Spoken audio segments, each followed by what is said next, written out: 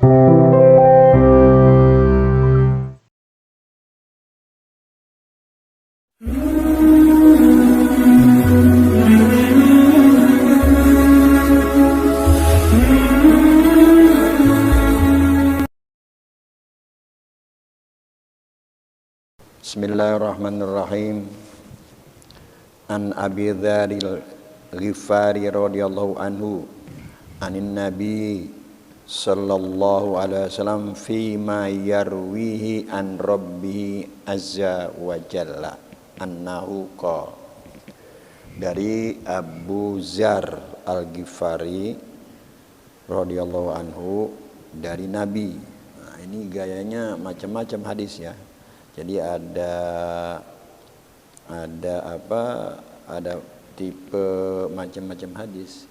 Ada yang begini misalnya dari Abi Dzar ya. Dia berkata Rasulullah sallallahu alaihi wasallam. Kalau ini bukan. Jadi tingkatannya beda-beda hadis kayak gitu. Kalau ini dikatakan dari Abi Dzar dari Nabi langsung, enggak ada istilahnya Abi Dzar berkata, Rasul bersabda, enggak ada gitunya. Itu dalam tingkatan hadis beda-beda maknanya ya. Jadi kalau maknanya seperti ini bisa kemungkinan Abu Dzar sendiri enggak dengar langsung. Enggak dengar langsung dia. Kalau dia dengar langsung biasanya redaksinya ya apakah sami itu atau dia bilang qala Rasulullah, dia bilang begitu. Ini kan enggak ada qala Rasulullahnya ya. Enggak ada di sini. Ini enggak. Nanti ada anahu qol bahwasanya dia berkata begitu. Sami itu Rasulullah sallallahu alaihi wasallam misalnya. Dari Abi Dzar dia katakan dari Nabi fima yarwihi an rabbihi, Nabi itu dari apa yang diriwayatkan dari Tuhannya. Ini berarti hadisnya namanya hadis qudsi ya. Jadi Nabi menyandarkan kepada Allah ya, annahu qala, bahwasanya siapa nih? Bahwasanya berkata, bersabda, berfirman. Ini berfirman udah jadinya. Jadi nabinya nggak ngomong di sini dari Nabi, dia meriwayatkannya dari Allah. Allah berfirman. Begitu ya model hadisnya. Ya ibadi, wahai hambaku, ini haramtu, sesungguhnya aku mengharamkan az-zulma, zolim, perbuatan zolim ala nafsi, terhadap diriku. Siapa ini? Allah. Allah berkata, aku haramkan diriku berbuat zolim. Wa ja'altuhu, dan aku jadikannya, nyanya kepada dan aku jadikan zolim itu bainakum, di antara kamu, muharraman, diharamkan. Muharram dia dalam bahasa kita bisa diharamkan, bisa juga suci gitu ya. Bulan Muharram bulan yang disucikan. Sama sih intinya sih, karena dia suci maka diharamkan sejumlah perbuatan. Karena diharamkan sebuah perbuatan jadi suci, tapi di sini diharamkan. Wa ja'altu bainakum muharraman, dan aku jadikan kezoliman itu, perbuatan zolim itu di antara kamu diharamkan. Fala tadzalamu, maka jangan kamu saling zolim. Kalau bahasa Indonesia yang benar begini, jangan kamu saling menzolimi. Kalau nggak pakai saling, jangan kamu zolim menjolimi, begitu. Kalau bahasa Indonesia benar, kadang kita nggak gitu ya. Jangan kamu saling zolim menjolimi, itu berkira nggak apa-apa sih. Cuma kata orang Indonesia, bahasa Indonesia yang benar. Ya ibadi, hai ambaku, kullukum dhalun, setiap kamu adalah sesat. Illa man hadaituhu, kecuali orang yang aku beri hidayat kepadanya. Illa, kecuali man hadaitu, orang yang aku beri hidayat kepadanya. Jadi Semua manusia itu sesat. Semua manusia sesat. Kalau yang tidak sesat karena dia dikasihi hidayah. Atau dengan bahasa lain ya, asalnya kita itu sesat, nggak tahu apa-apa, minimal nggak ngerti lah, nggak ngerti apa-apa. Mana bisa tahu kita itu kalau Allah itu ada maha kuasa, nggak bisa tahu kita.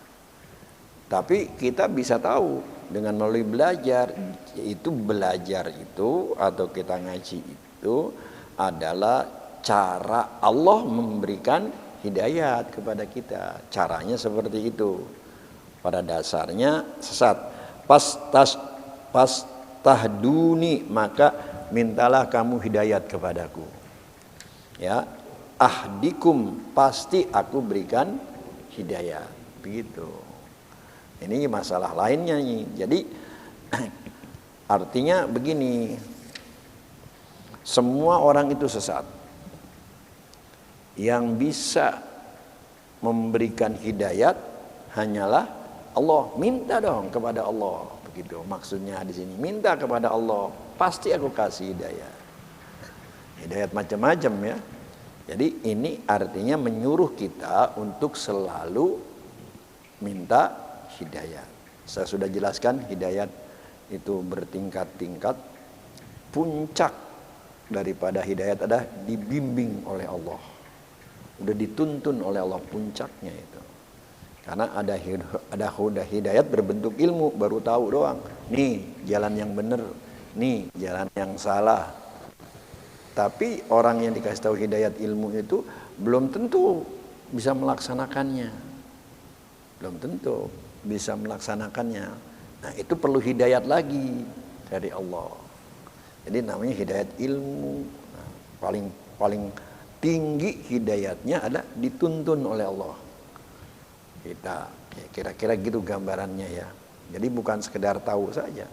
Banyak orang tahu bahwasanya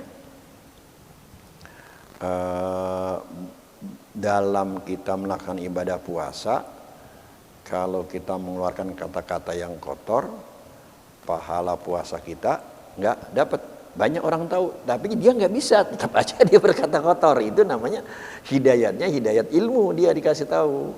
Tetapi hidayat yang untuk bisa melaksanakan perbuatan, taufik namanya, memudahkan dia, diberikan kemudahan untuk melaksanakannya, belum bisa diberikan taufik.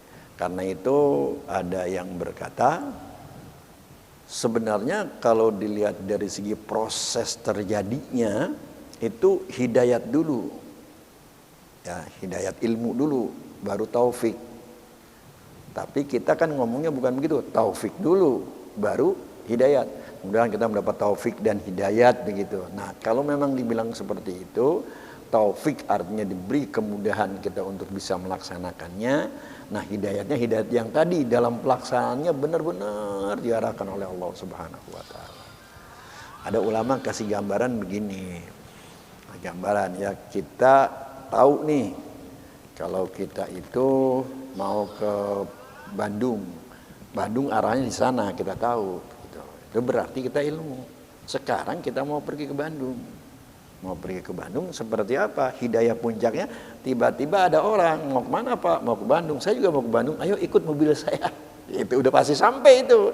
Nah itulah dituntunnya, contohnya kayak begitu. Itu yang pertama ya. Ini menjadi perlu kita. Terus ya ibadi kullukum ja'i, hai hambaku, semua kamu adalah lapar. Illa at'amtuhu, kecuali orang yang aku beri makanan dia. Pas tat'imuni, maka dari itu mintalah kamu makanan kepadaku. At'imkum, pasti aku berikan makanan seperti itu. Jadi yang kita makan ini memang itu semua pemberian Allah. Kita nggak bisa mendatangkan makanan kita nggak bisa kayak begitu. Ini sih dikatakan di sini apa artinya? Bahwasanya kamu lapar kecuali yang kuberi makan, kecuali orang yang kuberi makan, maka mintalah makanan kepadaku, niscaya aku akan memberikan kepadamu. Jadi kayak begitu ya, kita lapar, yang ngasih makanan Allah, bukannya kita. Kita ada usaha, ya usaha juga semua atas pertolongan Allah. Ini menjadi sangat perlu ya, supaya kita bisa bersyukur. Dan saya udah bilang, kalau Allah nggak memberikan kita makanan kayak begitu, udah di depan mata, di depan mata kita nih makanan, kita ambil, begitu kita mau jatuh kecomberan.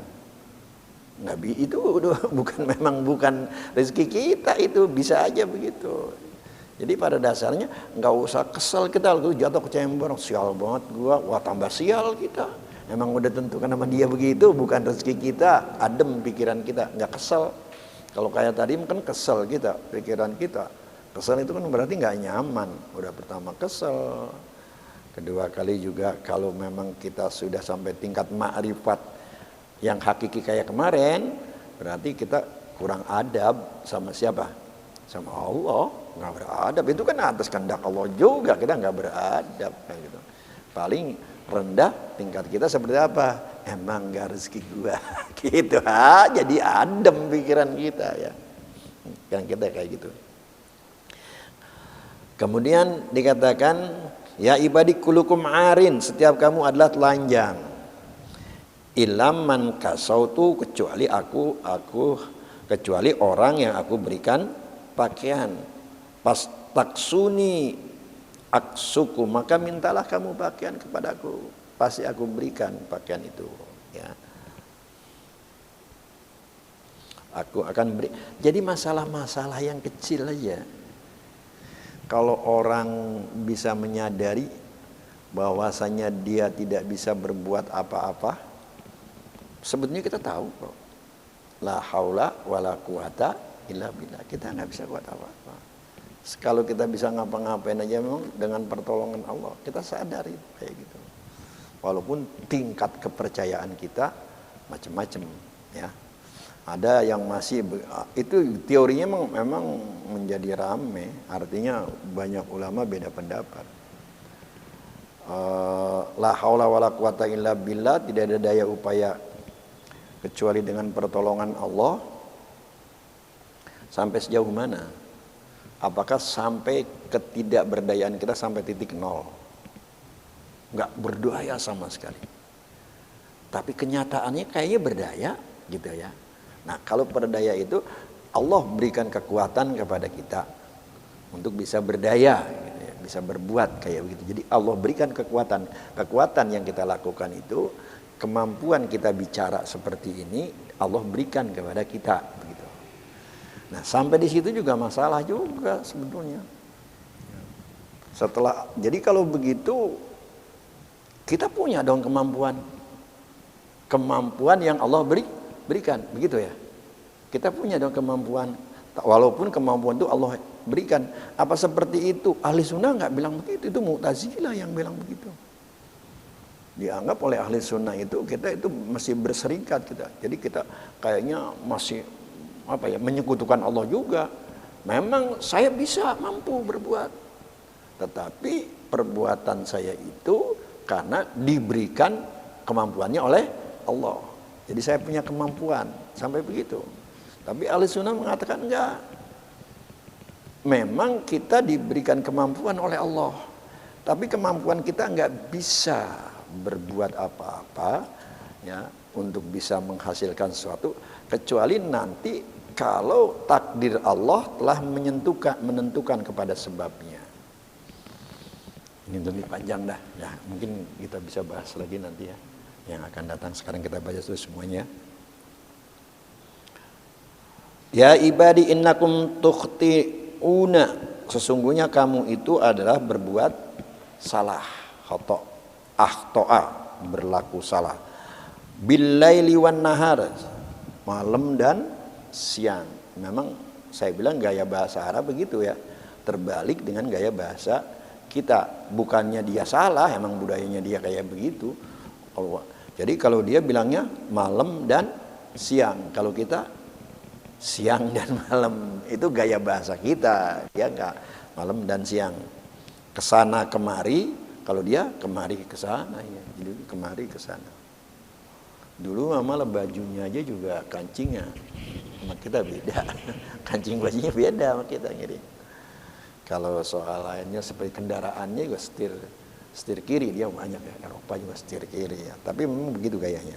Jadi kamu itu berbuat salah malam dan siang. Wa ana aghfiru dzunuba jami'an. Aku adalah yang mengampuni dosa. Ya, aku yang mengampuni dosa semuanya.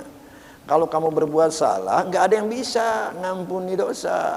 Yang bisa ngampuni cuma aku. Semua dosa itu bisa aku ampuni.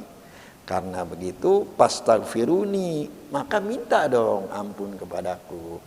Aghfir lakum, aku pasti mengampunimu. Jadi ini aja kesan kita apa? Kesan kita yang paling baik, setiap kali kita berbuat dosa, kita sadar lalu kita minta ampun. Jadi jangan pakai ditunda-tunda gitu. Itu yang paling baik. Kalau bahasa kitanya barangkali begitu kita kena kotoran langsung kita bersihin. Jangan sampai nanti lama bernoda. Hati kita jangan sampai bernoda. Jadi begitu dosa langsung kita istighfar, bertobat kepada Allah. Ya ibadi innakum lan tablughu dharri fatadurruni. Hai hambaku, kamu itu tidak sampai membahayakanku. Memang ini terjemahan susah ini ya. Dharri, kamu itu tidak sampai membahayakanku ya. Saya membahayakan sehingga kamu membahayakan aku.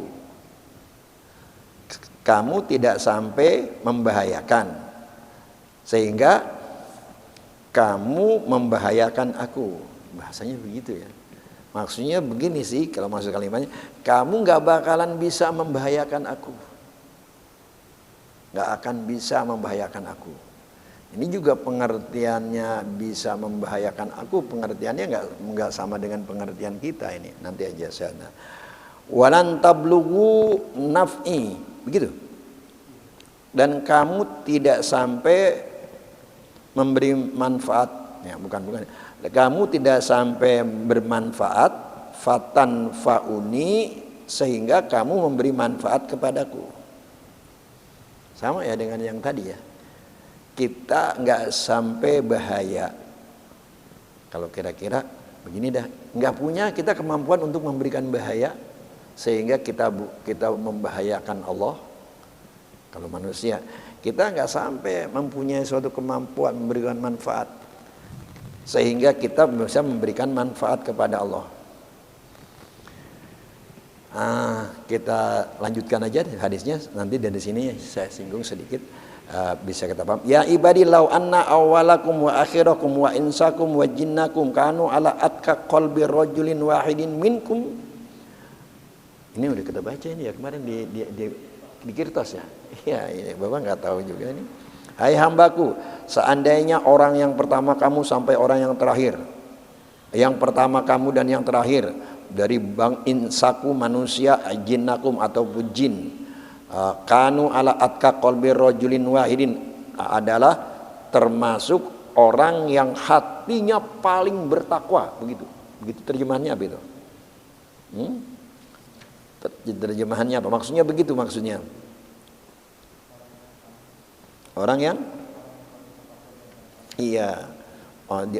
di antara kalian ya, orang yang paling hatinya yang paling bertakwa. Mazada zalika fi mulki syai'an.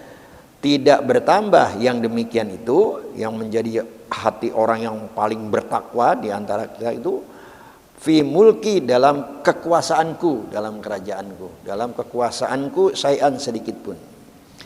Ya ibadi law anna awwalakum wa akhirakum wa insakum wa jinnakum kanu ala afjari qalbi wahidin minkum. Ya, Orang yang pertama sampai yang terakhir, semuanya maksudnya. Baik bangsa jin ataupun bangsa manusia, semuanya adalah orang yang paling afjar, berdosa atau buruk. Apa diterjemahkan? Paling buruk. Jahat ya. Afjar itu fajir ya. Orang yang hatinya paling jahat di antara aku, sejahat-jahatnya, begitu maksudnya pengertiannya. Orang yang hatinya sejahat-jahatnya di antara kamu, mana qasazalika min mulki syai'an, tidak mengurangi yang demikian itu dari kekuasaanku, dari kerajaanku sedikit pun juga. Nggak ada pengaruhnya apapun gitu maksudnya ya, nggak ada pengaruhnya apa-apa gitu. Ma Allah ya. Terus saja. Ya ibadilau anna awalakum wa akhirakum wa insakum wa jinnakum qamu fi sa'idin wahidin. Hai hambaku, seandainya yang pertama sampai yang terakhir. Jadi dan terakhir itu kira-kira sampai yang terakhir maksudnya. Dan bangsa manusia ataupun jin semuanya berdiri di lapangan yang satu, di satu tempat yang luas, sa'idin. Satu tempat yang luas. Fasa'aluni, semuanya minta kepadaku, fa'ato itu aku kasih. Semuanya kula wahidin mas'alah tahu, semuanya aku kasih, semua permintaan mereka masing-masing aku kasih. Mana qasazalika mimma indi, tidak berkurang dari apa yang ada pada diriku, illa kama yankusul mihyatu, sebagai kecuali hanya gambaran aja, sebenarnya nggak hanya berkurangnya seperti mikhyat, apa itu, jarum. Mikhyat artinya alat jahit ya. Nah, jarum idza udhilal bahro, kalau dimasukin ke laut. Jadi apa namanya, kekayaan Allah itu lautan. Semua orang dan jin kumpul dalam satu lapangan, minta kepada Allah, mintanya macam-macam permintaannya, semuanya dikasih. Mungkin juga setiap orang mintanya banyak, semua dikasih, nggak mengurangi kekuasaan Allah. Ya, untuk kasih gambaran lah, kok begitu? Ya, dikasih gambaran sama, paling kalau kurang kayak air laut, dicelupin jarum, diangkat, netes, cuma segitu doang tuh yang netesnya gitu. Tapi yang lainnya kekayaan Allah seperti itu. Jadi Allah Maha Kaya. Nanti di sini dijelaskan lagi ya. Ya ibadi innama hiya a'malukum. Ya ibadi innama hiya a'malukum uhsiha lakum summa waffikum. Mana ya? Iyaha faman wajada khairun falyahmadillah wa man wajada ghairu dzalika fala yalumanna ila nafsaka. Ini agak susah ini terjemahannya.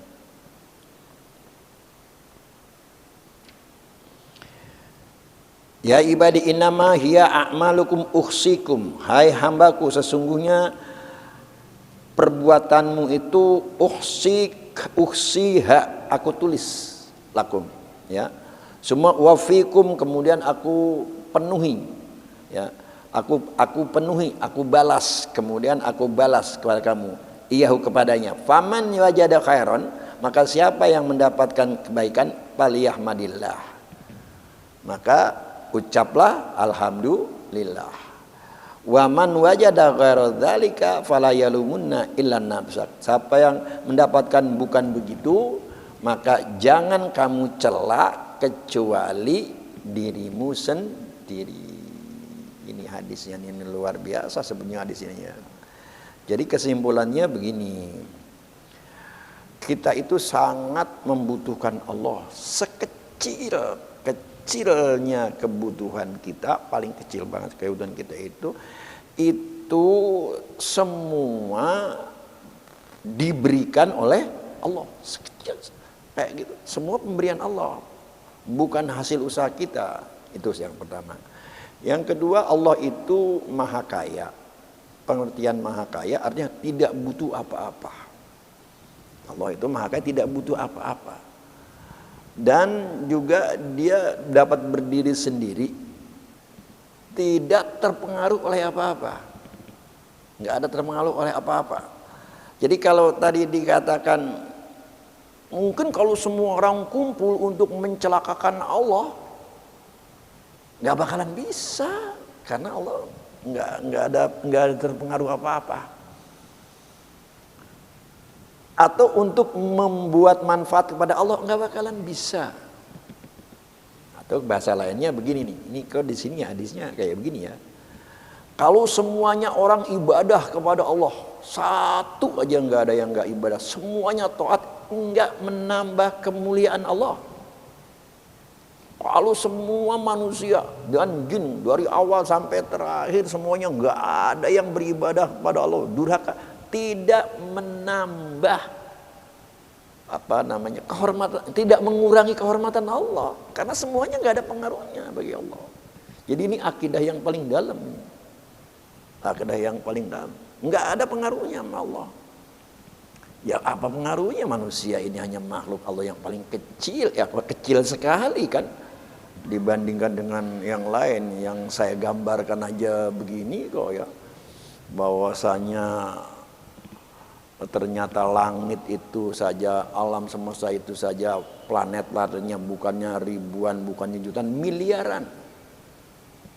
Bumi ini yang begitu besar kata kita kecil banget dibandingkan dengan ciptaan Allah. Berapa kali lipat matahari dengan bumi? 100 kali apa berapa ratus kali lipat gedenya. Jadi bumi ini kecil banget.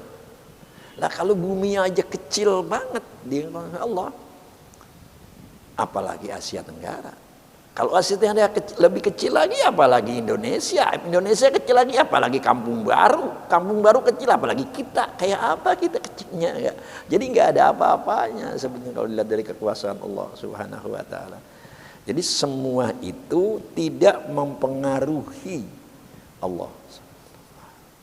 Tidak jadi seperti itu. Hanya saja supaya kita bisa paham, terkadang kalau nggak digituin kita nggak bisa paham. Terkadang Allah memberikan lambang atau isyarat atau kalimat-kalimat menyenangkan Allah.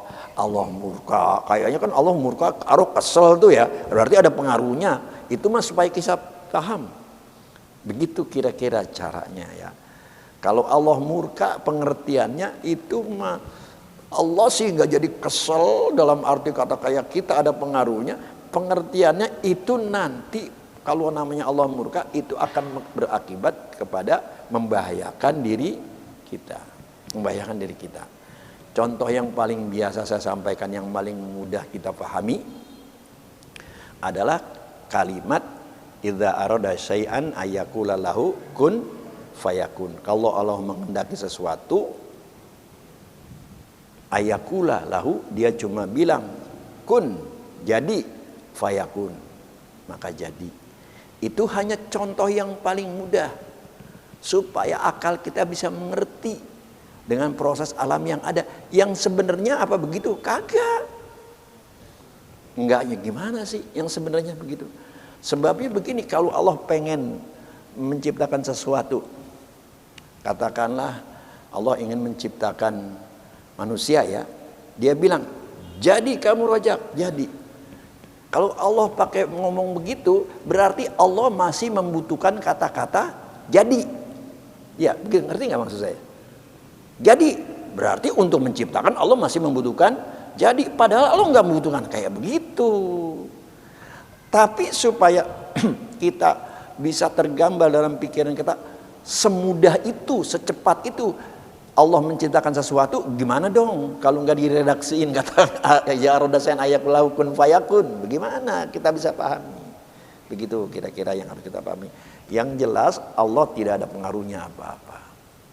Jadi kalau kita ibadah begini, Allah redha, Allah senang, ya seperti itu, pengertiannya itu nanti kembalinya ke kita. Allahnya sendiri tidak butuh apa-apa. Ini akidah, ini yang masalahnya. Akidah itu kalau sudah bicara tentang Allah, memang harus mukhalafatul lil hawadisi, nggak ada yang sama dengan makhluk. Semuanya nggak boleh sama dengan makhluk. Jadi caranya berbeda-beda. Wallahu a'lam bishawab.